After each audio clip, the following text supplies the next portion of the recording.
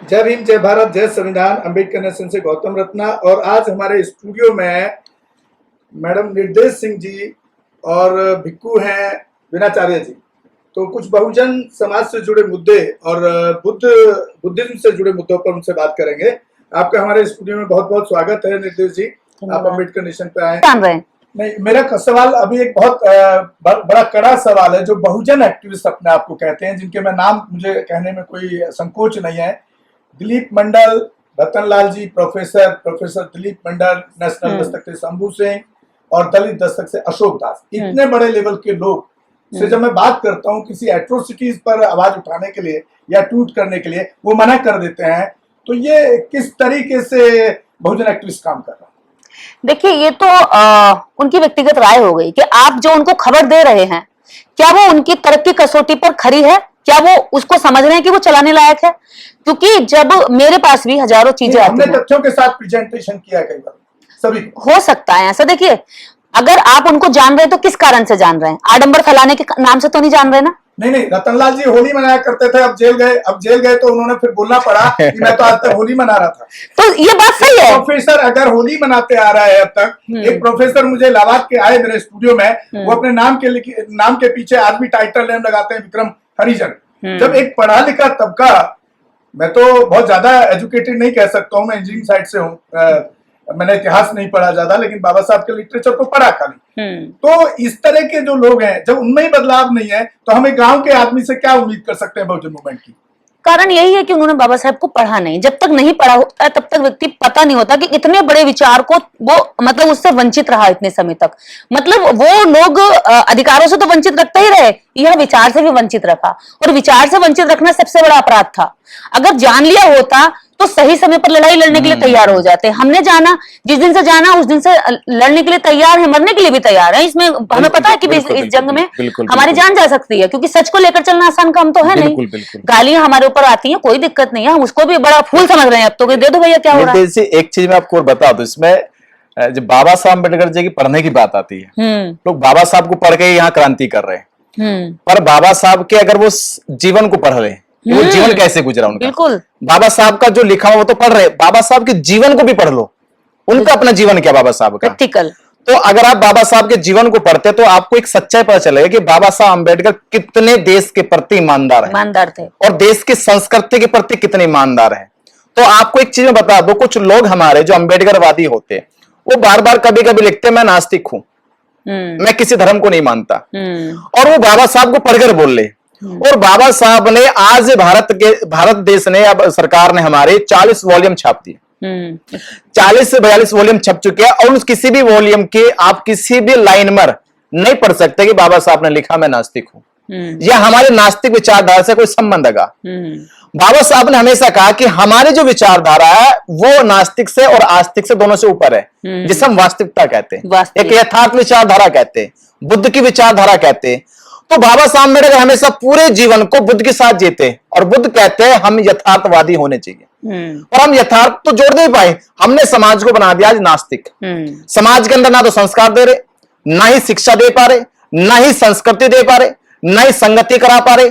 जब समाज में आप संस्कार नहीं दे पाए हो, शिक्षा नहीं दे पाए हो, तो फिर आप कैसा समाज बना रहे? बिल्कुल। बाबा साहब अम्बेडकर ने संविधान लिखने के बाद भी बाबा साहब ने इस देश को और समाज को संस्कृति देने का काम करा, और हम सब घरों में किताबें मिलती है, बुद्ध और उनका धम्म, वो कौन सी किताब है? वो संस्कृति देने की किताब है, वो समाज को उसके संस्कार सिखाने की किताब है। और आज कितने एक्टिविस्ट हैं जिनका आप नाम ले रहे हो, वो कितने एक्टिविस्ट हैं कि उन्होंने कितनी बार बुद्ध और उनके धम्म पर डिबेट करी है, कितनी बार उन्होंने बुद्ध और उनके धम्म किताब को प्रेजेंट करा समाज में, कि बाबा साहब के लिखे बुद्ध पे डिबेट करते या उस आइडियोलॉजी को एक्सेप्ट करते तो वो मंडल ही नहीं लगाते। हाँ, तो वही मंडल तो हिंदू जाति का प्रतीक हो गया। सीधी सी बात है, वो तरह के जितने भी एक्टिविस्ट हैं वो कहीं ना कहीं हिंदू धर्म को ढो ही रहे ना सर। बिल्कुल, देखिए सच्चाई तो यह है, बगैर संस्कार के, अगर संस्कार आप में जिंदा नहीं है तो आपकी शिक्षा किसी काम की नहीं है। बुजुर्ग लोग कहते हैं, गांव में देहातों में कहावत है कि शिक्षा वही अच्छी होती है जिसमें संस्कार हो। अगर संस्कार बच्चों में नहीं है तो वह शिक्षा किराए की हो जाती है, वो एक दिन मां बाप को भी बेच देगी। अगर संस्कार नहीं है तो मैं कहना चाहता हूं, शिक्षा अगर है तो संस्कार भी होने चाहिए, तब जाकर समाज का भला होगा, तब जाकर देश का भी भला होगा हमारे। बंते जी, कहा जाता है कि आरएसएस कट्टर है, मतलब मुस्लिमों के प्रति कट्टर उनका स्वभाव होता है, लेकिन देखा जा रहा है कि वहीं आरएसएस के प्रमुख मोहन भागवत जी मस्जिद में जा रहे हैं, तो कैसे कह सकते हैं कि मुस्लिमों के प्रति आरएसएस का स्वभाव कट्टर है?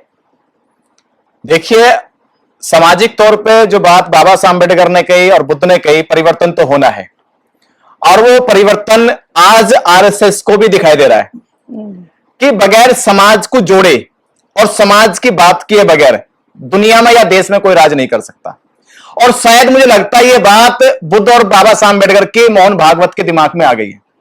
मोहन भागवत भले ही कट्टर आरएसएस को चलाता हो, भले ही कट्टर विचारधारा से ओतप्रोत हो, पर आज जिस काम को मोहन भागवत ने करा है, उसने मुस्लिम मदरसों में जाकर उनके साथ वार्तालाप करी, उनके साथ बातचीत करी, तो यह संकेत देता है कि मोहन भागवत, समाज जाने या ना जाने पर मोहन भागवत ने बाबा साहब अम्बेडकर को और बुद्ध को पढ़ा है।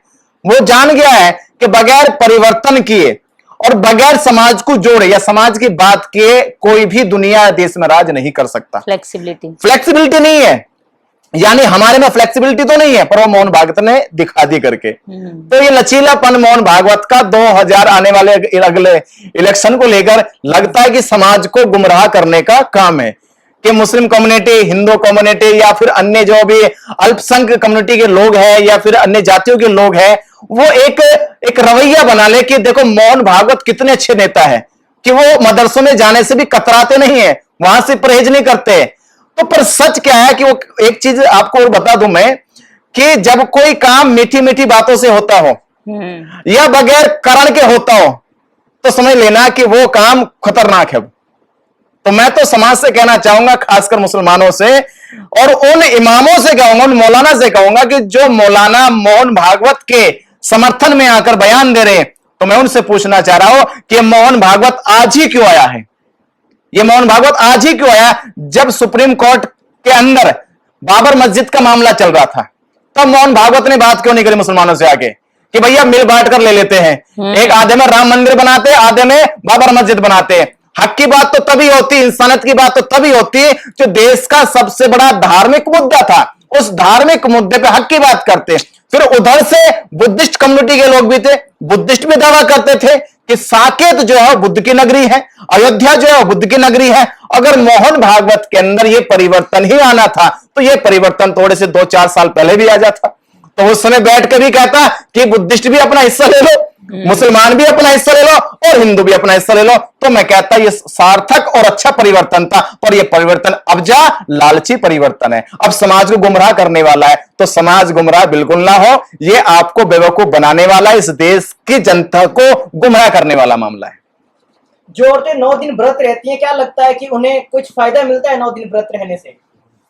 हाँ, डिहाइड्रेशन हो जाता है और बीमार पड़ जाती हैं। लगता है उन्हें बीमार होने से चक्कर आते हैं को देवी की शक्ति आ गई। कमजोरी होने पर चक्कर आते हैं तो उन्हें लगता है देवी की शक्ति आ गई, हिलती भी है, वो अनुभव कर लेती है। हाँ, उन्हें लगता है ताकत आ रही है। निर्देश जी, आपको शायद मैं सोशल मीडिया पे देखा कि फर्स्ट टाइम मिल रहा हूँ, आपको जेल भी जाना पड़ा है शायद किसी? हाँ, अभी जाना तो नहीं पड़ा है, इतने बुरे दिन नहीं आए। लेकिन उन्होंने जोर पूरा लगाया, उन्हें पता है कि हाँ जेल भेजने का पूरा जोर लगाया। तो आपके ऊपर किस वजह से ये एफआईआर वगैरह जो हुई है, किस वजह से? वो सिर्फ इसलिए हुई है कि मैंने सरस्वती जी के पति और पिता का नाम पूछ लिया। सरस्वती जी के, जो ज्ञान की देवी है सरस्वती। तो हमने पूछा कि भाई सरस्वती जी अगर ज्ञान की देवी हैं तो उनके पास कितनी डिग्रियां हैं और उन्होंने कितनी यूनिवर्सिटी खोली इस देश के अंदर और कितनी बच्चियों को पढ़ाया, और पिता और पति का नाम क्या है। अच्छा, जब पिता और पति का नाम आता है तो पिता और पति उनका एक ही है, दोनों एक है। हाँ, एक है। तो सरस्वती पुराण हमने पढ़ा है, मत्स्य पुराण हमने पढ़ा, दोनों में पूरा साफ साफ लिखा है कि सरस्वती बहुत सुंदर थी, खूबसूरत थी और उनके पिता उनके सौंदर्य से अपने आप को बचा नहीं पाए और उनके सौंदर्य के पीछे वो पूरी तरह लग गए। बाद में सरस्वती जी को सरेंडर करके अपने पिता की पत्नी बनना पड़ा। तो ये सब हमने पढ़ा, हमने पूछ लिया।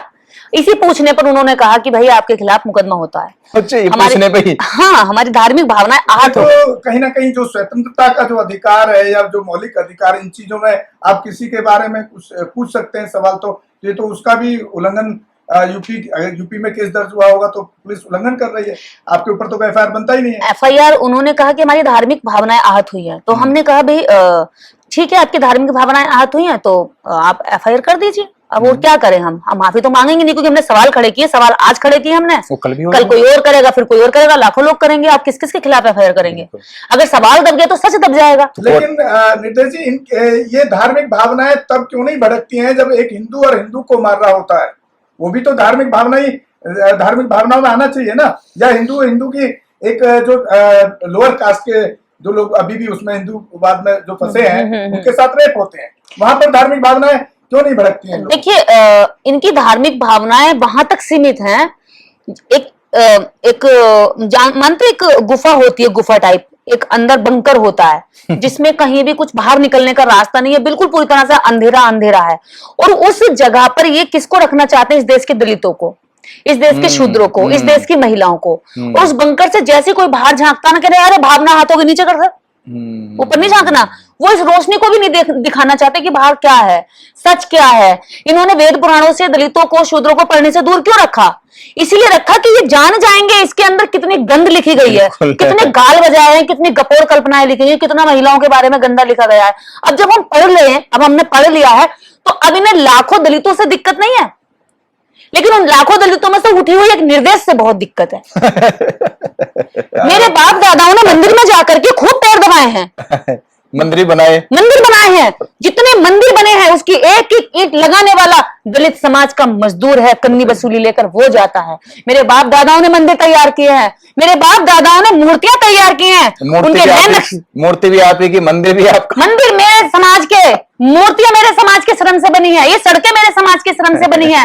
लेकिन जब इसी समाज की एक बेटी कहती है कि अगर ये ऐसा है तो इसका पिता कौन है, अगर कोई बेटा पैदा हुआ तो उसकी माँ कौन है, तो कहते हैं कि भावनाएं आहत कर रही है। बहुत बहुत धन्यवाद निर्देश जी और बनते विनाचार्य जी कि आपने बड़ा अपना कीमती समय हमें दिया और एक बहुत अच्छी आपने जानकारी लोगों तक पहुंचाई। और इसी के साथ विदा लेते हैं। बहुत बहुत धन्यवाद। और हम दर्शकों से उम्मीद करते हैं कि हमारा चैनल अम्बेडकर नेशन को लगातार देखते रहें ताकि हम बहुजन समाज को जागरूक करते रहें। और खास तौर से जो अम्बेडकर नेशन काम कर रहा है वो एट्रोसिटीज पर न्याय दिलाने के लिए काम करता है। तो जितने ज्यादा लोगों तक हमारी बात पहुंचेगी उतने ज्यादा एट्रोसिटीज पे हम काम कर पाएंगे। आपका बहुत बहुत दोबारा से धन्यवाद। रोको मत, हमें टोको मत, हमें आगे बढ़ते जाना है। जय भीम का नारा लगाना है, जय भीम का नारा लगाना है। जय भीम, जय भीम। अम्बेडकर नेशन चैनल आर्थिक समस्या से गुजर रहा है। अगर आप बहुजन समाज में बाबा साहेब अम्बेडकर और तथागत बुद्ध की विचारधारा को अधिक से अधिक लोगों तक पहुंचाना चाहते हैं तो हमें आर्थिक सहयोग प्रदान करें ताकि हम अपने चैनल के माध्यम से देश विदेश में समता, बंधुता, एकता और संवैधानिक अधिकारों को ज्यादा से ज्यादा लोगों तक पहुंचा सकें। आप अपनी सहायता राशि नीचे लिखे खाते में जमा करा सकते हैं। खाता धारक गौतम रत्ना, खाता संख्या 316957686551, IFSC कोड SBIN 0060336, बैंक भारतीय स्टेट बैंक। आप हमारे बैंक खाते का विवरण स्क्रीन पर भी देख सकते हैं। Hello friends, hi everyone, welcome to Rose Cinema. Rose Cinema पे आपका स्वागत है, जहां आपको देखने को मिलेगा hosting, action, comedy, suspense, sting, untold story. हमारे चैनल रोज सिनेमा को लाइक, शेयर एंड सब्सक्राइब करना मत भूलिएगा। भूलिए। मैं गौतम रत्ना आपका बहुजन फिल्म प्रोडक्शन में स्वागत करता हूं और आप हमारे प्रोडक्शन हाउस के अंदर अपना कैरियर बना सकते हैं as a film director, as a producer and actor and actress and editor and cinematographer also. अगर आपको फिल्म से रिलेटेड कुछ भी प्रोजेक्ट आपको बनवाना है तो हमारे पास में पूरा सेटअप है जिसमें फिल्म कैमरा है, शूटिंग लाइट्स है और एडिटिंग है। सारा A to Z एक ही जगह पर आपको हमारे यहाँ पर मिल जाएगा। तो दोस्तों आप हमें कांटेक्ट कर सकते हैं हमारे नंबर्स पर 9810085714 और 8510005714। हमारे वेबसाइट पे विजिट कर सकते हैं www.filmserviceindia.com और हमें मेल भी कर सकते हैं gautamfilmsproduction@gmail.com पर। धन्यवाद।